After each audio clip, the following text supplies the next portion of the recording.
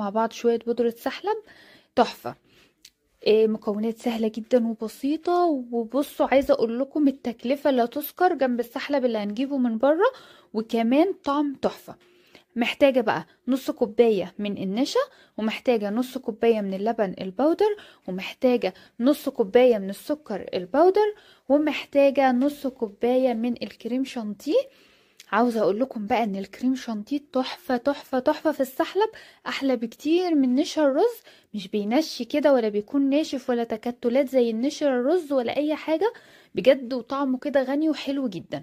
المكونات الحلوة دي بقى ضفت كمان عليهم فانيليا، وهقلب كده البودر اللي معايا ده كله.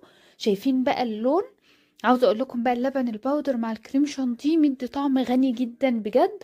وكمان معايا طبعا اساسي في بودرة السحلب السمسم المحمص. ضفت بقى كده سمسم محمص